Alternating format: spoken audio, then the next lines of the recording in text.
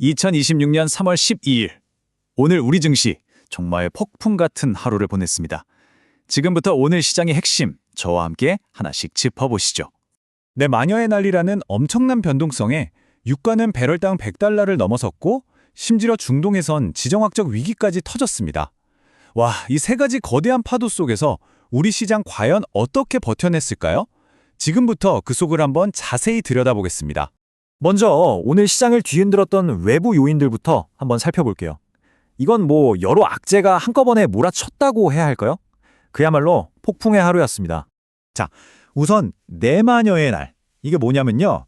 네 가지 파생상품 만기일이 동시에 겹치는 날이에요. 한마디로 큰 손들의 포지션 정리가 한꺼번에 일어나면서 시장의 방향을 예측하기가 정말 어려워지는, 변동성이 아주 그냥 극대화되는 날이라고 보시면 됩니다. 투자자들 입장에서는 정말 긴장의 끈을 놓을 수가 없는 날이죠. 그런데 오늘은 단순히 내마녀의 날, 이걸로 끝나지가 않았습니다. 중동에서 선박이 공격받았다는 소식이 딱 들려오면서 국제유가가 배럴당 100달러를 훌쩍 넘어버렸고요. 이러니까 당연히 안전자산 선호 심리가 확 커지면서 원달러 환율은 1480원대까지 치솟았습니다. 여기에 유가가 이렇게 오르면 인플레이션 다시 오는 거 아니야? 하는 공포까지 더해지면서 그야말로 위기의 퍼펙트 스톰이 만들어진 겁니다.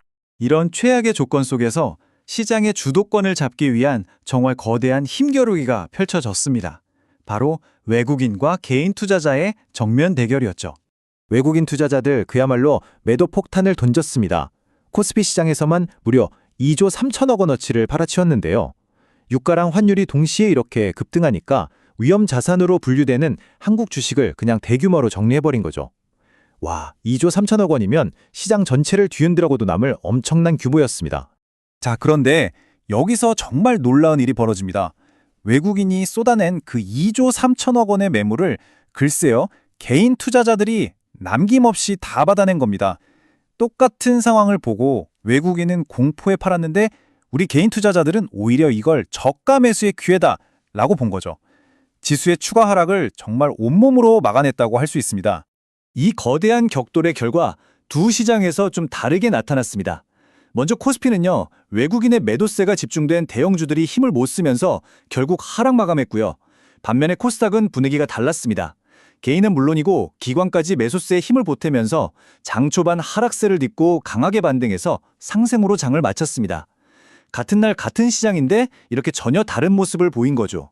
그렇다면 이 혼돈의 장세 속에서 우승 쪽과 운 쪽은 어디였을까요? 오늘의 승자와 패자, 지금부터 자세히 들여다보겠습니다. 이게 참 흥미로운데요. 시장의 위기가 어떤 섹터에는 오히려 엄청난 기회가 됐습니다. 유가가 폭등하니까 역설적으로 이제 대체 에너지가 진짜 중요하구나 하는 인식이 확산된 거죠. 그래서 태양광이나 원자력 같은 종목들이 주목받았고요. 특히 HD 현대에너지솔루션은 무려 24%나 급등했습니다.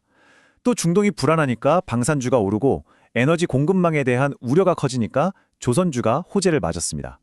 반면에 패자는 너무나도 명확했습니다.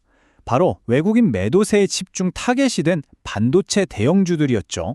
SK하이닉스랑 삼성전자는 유가 상승 때문에 원가 부담이 커질 거라는 우려까지 겹치면서 동반 하락했고요.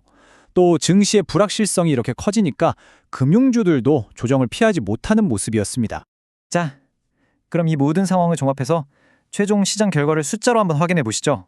최종 결과는 이렇습니다. 코스피는 개인 투자자들의 방어 덕분에 5,583포인트 마이너스 0.48%로 마감하면서 그래도 5,580선은 지켜냈습니다.